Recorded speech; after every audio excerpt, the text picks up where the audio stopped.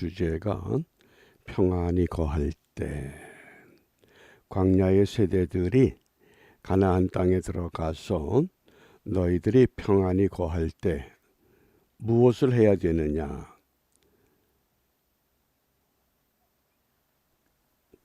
그 말씀을 오늘 우리가 나누게 됩니다. 먼저 우리 10절 말씀 함께 읽습니다. 너희가 요단을 건너 너희 하나님 여호와께서 너희에게 기업으로 주시는 땅에 거하게 될 때, 또는 여호와께서 너희로 너희 사방의 모든 대적을 이기게 하시고 너희에게 안식을 주사 너희로 평안히 거하게 하실 때에. 아멘. 우리 삶이 평안할 때 어떤 생각을 하십니까? 모든 일이 순조롭게 진행될 때 사람들은 어떤 생각을 갖게 되는가? 신명기 12장부터 26장까지를 신명기 법전이라고 정의하는 말씀입니다. 민족의 지도자 모세가 광야의 세대들이 가나안 땅에 들어가기 직전에 그동안 하나님께로부터 받았던 율법에 대해서, 하나님의 은혜에 대해서 요약하여 그들에게 훈계하는 설교의 말씀이 오늘 이 신명기서입니다. 그러면 너희들이 편안히 거하게 될 때 무엇을 해야 되느냐? 모세가 강조하는 몇 가지 우리 그 훈계를 함께 살펴봅니다. 첫 번째는 가나안족들이 섬기는 우상을 철저하게 배제하라고 말씀합니다. 분명히 하나님은 가나안 땅에 들어가면 너희들보다 더 강한 백성들이 이미 그 땅을 점령해서 살고 있다. 가나안 땅이라고 하는 의미는 바알이 주인인 땅이다, 그렇게 소개했습니다.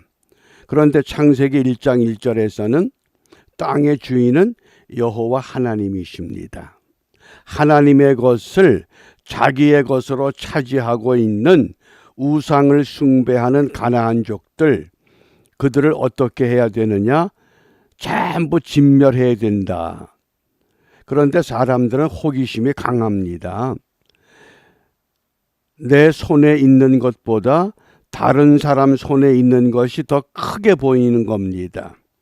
그러니까 가나안 족들이, 거대한 족들이 섬기는 우상이 어떻게 보면 여호와 하나님보다 더 위대하게 보일 수 있게 까닭에 그 모든 것들을 완전히 파멸시켜야 된다.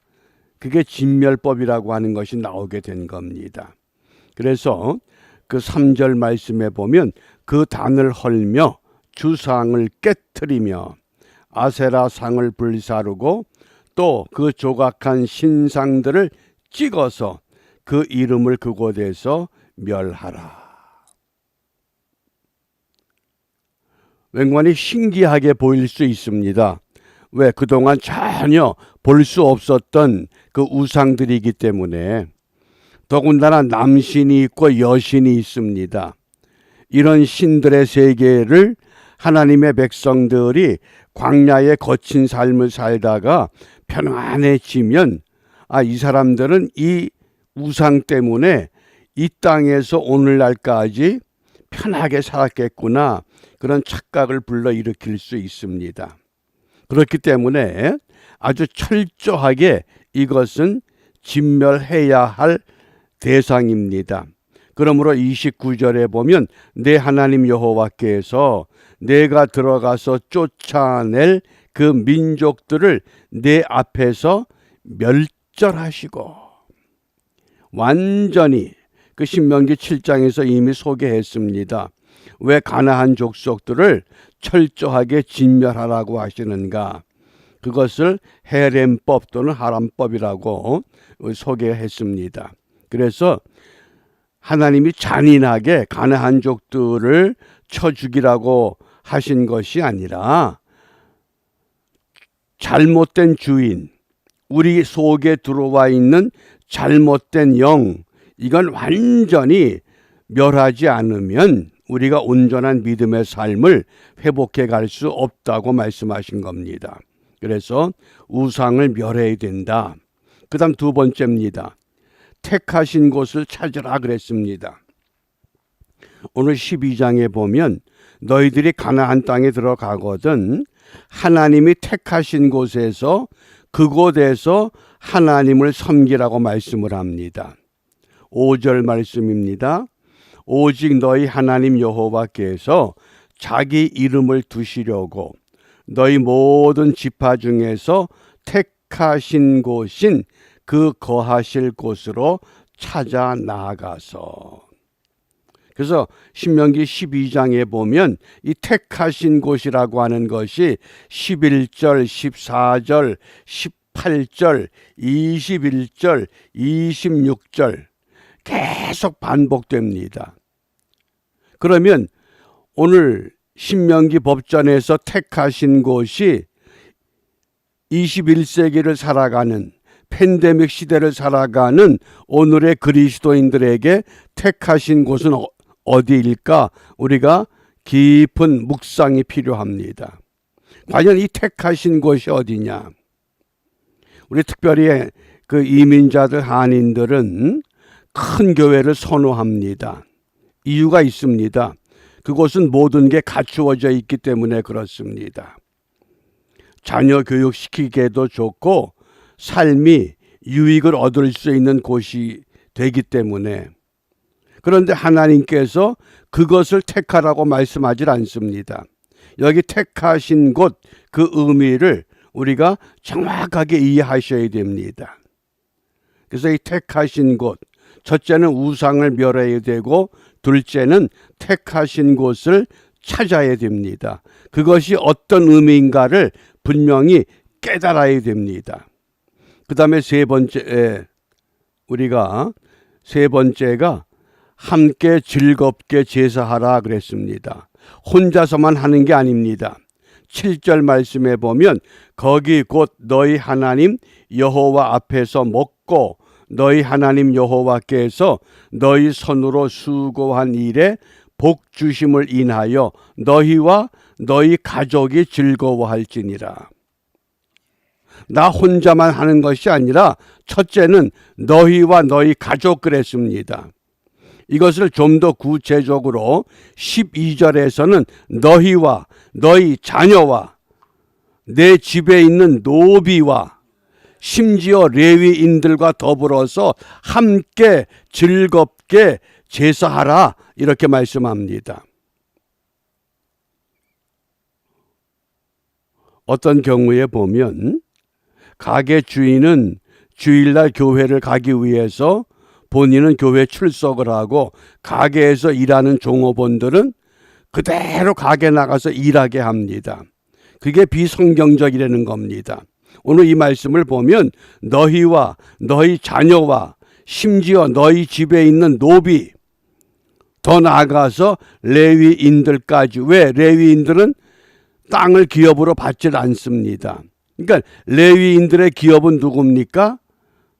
모든 이스라엘 사람들이 기업이 되는 겁니다. 또 18절에서는 내 자녀와 노비와 레위인. 그래서 이들과 함께 즐겁게 제사하라. 바꿔 말하면 오늘 이 시대에 너희와 너희 자녀들과 너희 모든 가족들이 너희의 그 종사하는 직원들까지 더불어서 함께 즐겁게 예배하라 이렇게 말씀하신 겁니다. 첫째는 우상을 멸해야 됩니다. 두 번째는 하나님이 택하신 곳을 찾아야 됩니다. 그 다음에 세 번째, 함께 즐겁게 예배하라고 말씀합니다. 그러면 이렇게 순종하면 하나님이 어떤 것을 약속하셨느냐? 안식의 복을 누리게 하신다 그랬습니다. 여기 안식이라고 하는 것은 안식일의 사바트의 의미가 아닙니다. 참 평안을 준다 그 뜻입니다. 9절 말씀에 보면 너희가 너희 하나님 여호와의 주시는 안식과 기업에 아직은 이르지 못하였거니와. 왜? 아직 가나안 땅에 들어가진 않았습니다. 너희들이 가나안 땅에 들어가는 것은 그곳에서 안식을 얻게 되고 너희들이 기업, 너희들의 땅을 분배받게 될 것이다. 그러면서 거기에서 너희가 안식해야 된다. 10절입니다. 너희가 요단을 건너 너희 하나님 여호와께서 너희에게 기업으로 주시는 땅에 거하게 될 때, 또는 여호와께서 너희로 너희 사방의 모든 대적을 이기게 하시고 너희에게 안식을 주사 평안을 주사 쉼을 주사 너희로 평안히 거하게 하실 때, 그때 무엇을 하라고 말씀했습니까? 우상을 멀리해라. 택하신 곳을 정확히 찾아라. 함께 즐겁게 예배하라. 그러면 택하신 곳의 의미가 무엇이냐? 그 택하신 곳을 우리가 성경적으로 꿰뚫어 가면 첫 번째가 창세기 12장 아브라함이 아들 이삭을 제물로 바치기 위해서 모리아 땅으로 갔습니다. 그래서 모리아 땅에서 나무에 단을 쌓고 아들 이삭을 결박하여 칼로 이삭을 잡으려고 할 때 하나님의 음성이 들렸습니다. 그러면서 아브라함아 멈춰라. 내가 내 믿음을 보았다. 그리고 내 뒤를 봐라. 수풀에 수양이 뿔에 걸려 있습니다. 그래서 그 수양을 잡아서 제물로 바쳤습니다. 그게 모리아 땅에서 이루어진 하나님이 택하신 곳입니다. 장소만 이야기한 것이 아니라 하나님이 예비한 양이 있다고 하는 겁니다. 그 양이 신약에 누가 됩니까? 우리 주 예수 그리스도가 바로 택하신 곳입니다. 그것이 솔로몬이 성전을 지을 때에 역대하 3장에 보면 솔로몬 성전이 어디에 세워집니까? 모리아산 그랬습니다. 모리아산, 그곳이 바로 아브라함이 이삭을 제물로 바치기 위해서 단을 쌓던 곳입니다. 그러니까 아브라함의 단이 성전이 됐습니다. 그 성전이 예수님 당시에 헤롯 성전으로 세워져 있었습니다. 그런데 그 성전들은 다 로마군에 의해서 회파되고 말았습니다. 지금은 통곡의 벽만 남아있지요. 그러면 오늘의 성전, 하나님이 택하신 곳은 뭡니까?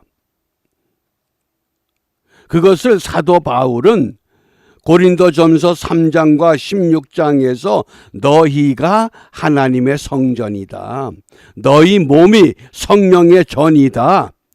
그러므로 하나님의 택하신 곳이라고 하는 것은 어떤 장소만 이야기하는 것이 아니라 아브라함의 그 사건을 통해서 장차 하나님께서 그 아들을 이 땅에 보내시고 그 아들이 우리를 대신해서 대속의 제물이 되는 오직 예수 그리스도를 통해서만 하나님 앞에 온전한 제사가 이루어질 수 있다고 하는 것을 말씀하신 겁니다. 그게 택하신 곳입니다. 그래서 잘못 생각하면 택하신 곳이 어느 한 장소, 어느 교회, 어느 건물, 이것을 생각하기 쉬운데 그렇지 않다는 겁니다. 하나님이 원하시는 택하신 곳은 오늘 분명히 너희 몸이 하나님의 성전이다. 성전된 몸이 엿새 동안 세상에서 부지런히 열심히 힘써 일을 하고 일을 한 사람들이 하나님의 이름으로 모여서 함께 예배하는 그 자리가 택한 곳이 되고 그 택한 자리에서 예배했던 하나님의 사람들이 세상에 나가서 흩어져 어떤 삶을 하라고 말씀하셨습니까? 그것이 마태복음 5장에서 너희는 세상의 소금이고 너희는 세상의 빛이라고 하신 겁니다. 그러니까 삶에 어떤 답답한 문제가 있을 때에 마태복음 5장, 6장, 7장을 계속 반복해서 읽게 되면 예수님께서 무엇을 원하는지를 우리가 쉽게 찾아낼 수 있습니다. 그런데 이상하게 우리 교회 안에서 너희는 세상의 소금이 먼저가 아니라 너희는 세상의 빛과 소금이라고 이야기를 하는 겁니다. 빛이 먼저가 아니라 소금이 먼저입니다. 순서가 그렇게 돼야만이 온전한 우리가 적용이 가능한 겁니다. 소금은 뭡니까? 그 형체가 완전히 없어진 게 소금입니다.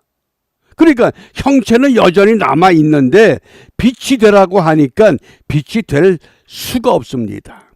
먼저 소금이 돼서 완전히 녹아 없어지면 자동적으로 우리는 빛된 삶을 삽니다. 그래서 오늘 우리가 무엇을 기도하느냐?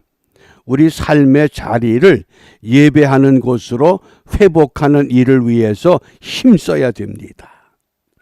예배하는 자리만 거룩한 것이 아니라 모든 성도들이 하나님의 성전인 몸을 가지고 있기 때문에 성전인 몸이 가는 그 자리가,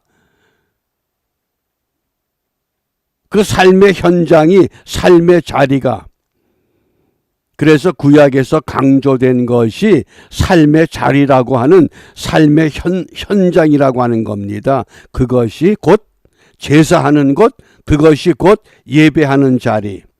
그래서 우리가 복음을 믿음의 삶으로 고백할 수 있어야 됩니다.